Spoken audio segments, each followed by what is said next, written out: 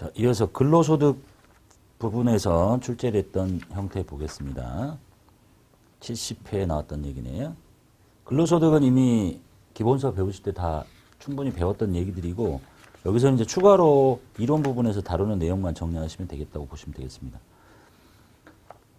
자, 문제 볼게요. 다음 중 소득세법상 근로소득으로 보지 않는 금액, 그러니까 근로소득이 아닌 걸 찾으라는 거네요.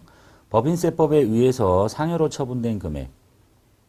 우리가 이제 법인세를 배워본 적이 없지만 법인세법에서는 이제 회사가 기록한 내용과 세법이 기록한 내용이 인정하는 내용이 서로 다르면 이걸 이제 소득 처분이라고 하는데, 그러니까 이제 회사가 돈을 썼는데 그게 회사 밖으로 나갔다. 그게 누구한테 귀속이 됐느냐?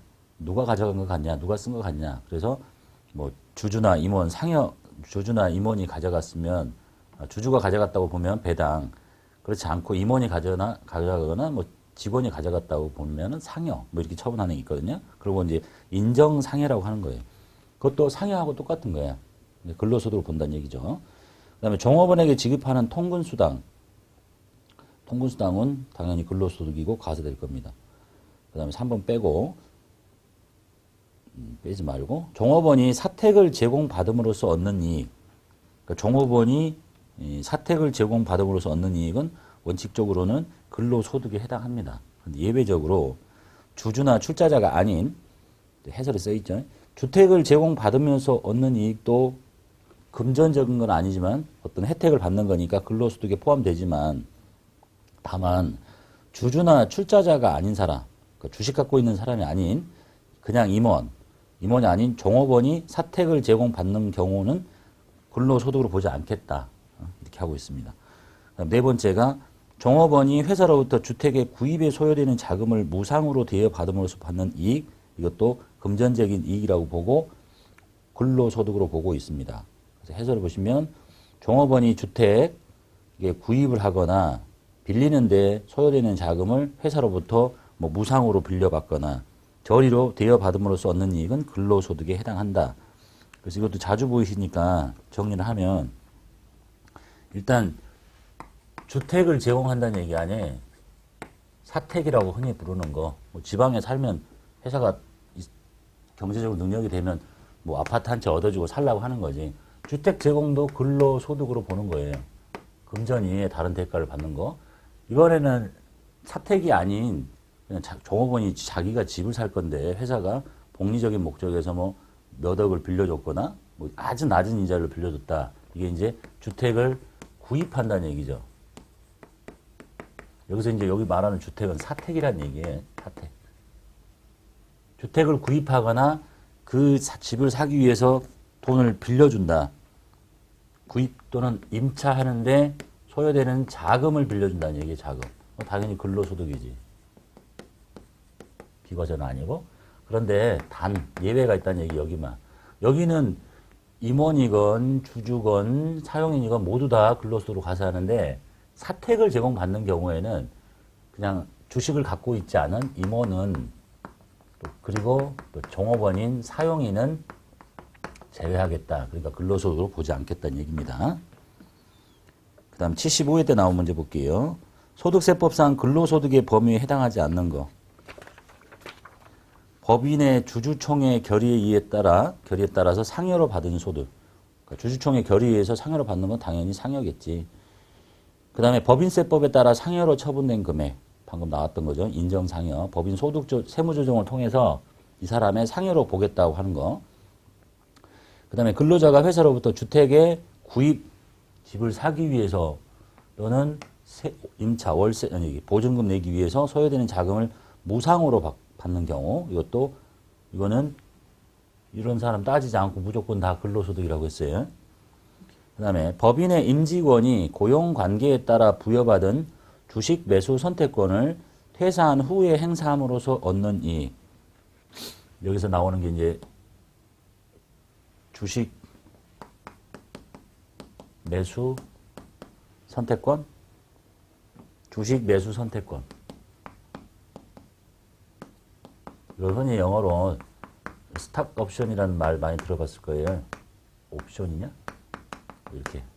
그러니까 회사에 주식을 너희들이 열심히 일을 잘해가지고 회사의 주가가 지금 5천 원이 돼, 만 원이 되면 5천 원인 가격에 살 수 있는 조건을 주는 거야. 그러니까 회사 열심히 해서 잘하게 하고 나중에 그걸 사라 이런 얘기지.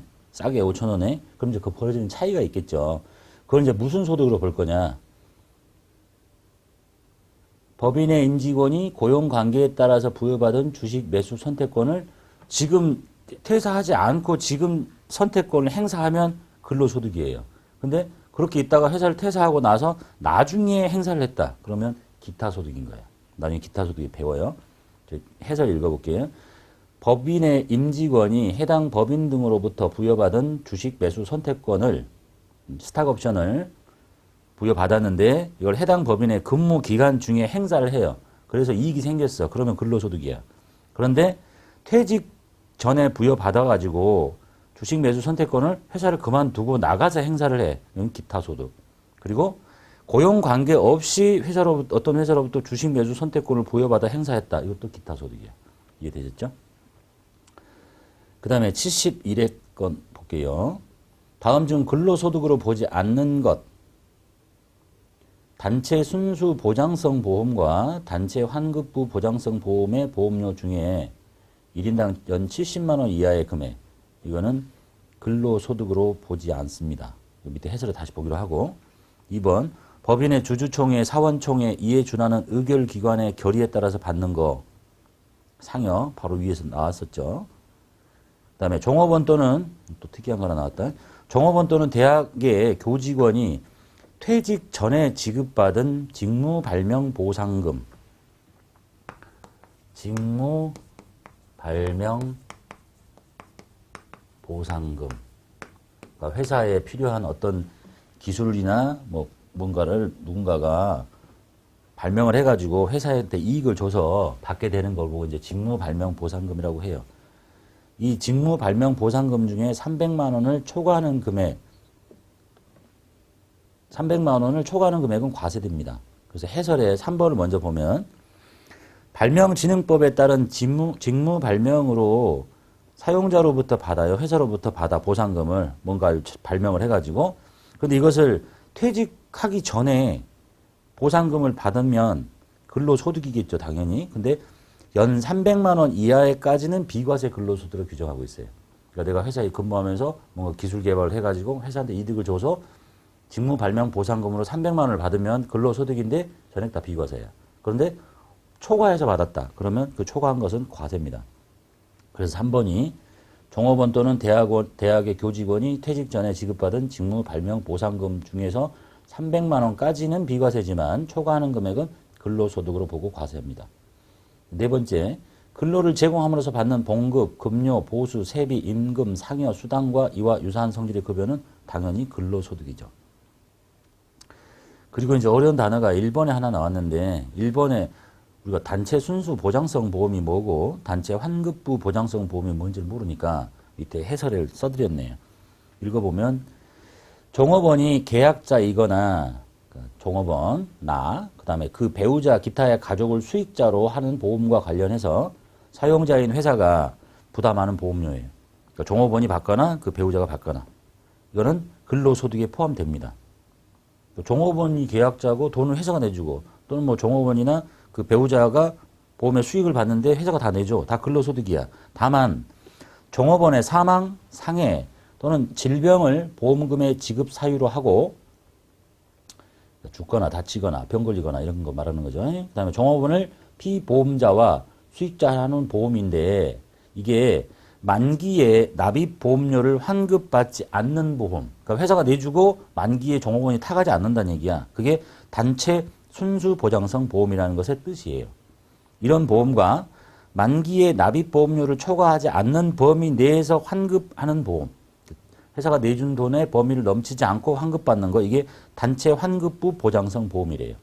이런 단체 순수 보장성 보험과 단체 환급부 보장성 보험 중에서 연 70만 원 이하의 금액은 근로소득으로 보지 않는다라고 규정하고 있습니다.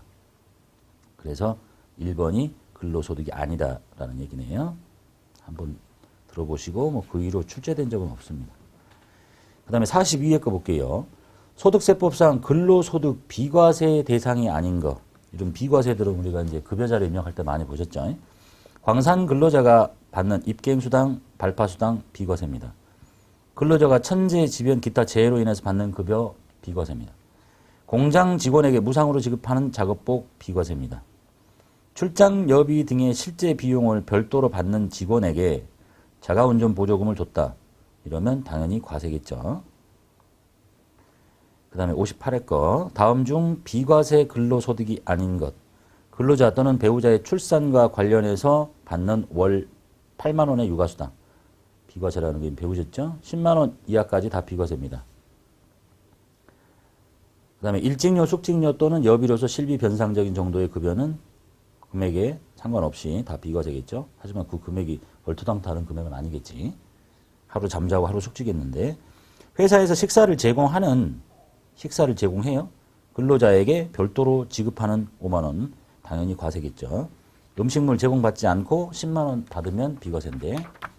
그 다음에 네 번째, 종업원의 소유 차량을 종업원이 직접 운전하고 사용자의 업무에 이용하고 시내 출장 등에 소요된 실제 여비를 받는 대신에 그 소요 경비를 당해 사업체의 규칙 등에 의하여 정하여진 지급 기준에 따라 받는 금액으로서 월 20만 원 이하는 비과세죠. 이게 자가운전 보조금이니까 월 15만 원 받았다 비과세. 그 다음에 74회 거 볼게요. 근로소득 중에서 소득세법상 비과세 대상이 아닌 것. 근로자가 제공받는 월 10만 원 상당의 현물 식사. 현물 식사는 금액 따지지 않고 다 비과세입니다. 밥으로 먹는 거. 그 다음에 고용보험법에 따라 받는 실업급여, 육아휴직급여, 출산 전후 휴가급여 비과세입니다. 근로자가 6세 이하 자녀 보육과 관련해서 받는 급여로서 월 10만 원 이내의 금액, 이게 육아수당이죠. 비과세. 4번 본인 차량을 소유하지 않은 임직원에게 지급되는 자가운전 보조금은 과세입니다. 그 다음에 67회 볼게요. 다음 중 소득세법상 비과세 근로소득에 해당하지 않는 것. 고용보험법에 의한 육아휴직수당 비과세. 근로기준법에 의해서 연차수당은 과세입니다. 국민연금법에 따라 받는 사망일시금은 비과세. 국민건강보험법에 따라 사용자가 부담하는 건강보험료. 그러니까 사용자인 회사가 종업원에 건강보험료를 내주는 것은 과세되는 근로소득이 아닙니다. 자, 여기까지가 근로소득에서 출제되는 문제 보면 이게 근로소득이 과세냐 비과세냐를 주로 물어보는 거죠. 그리고 뭐가 근로소득이냐를 물어보는 거. 그 다음에 특이했던 것이 이제 이론에서 본서에서 볼 수 없었던 뭐 주식 매수 선택권 행사, 뭐 직무발명 보상금, 그 다음에 주택과 관련해서 사택 제공받는 거, 뭐 구입 임차 자금을 빌려주는 거 등이라고 보시면 되겠네요.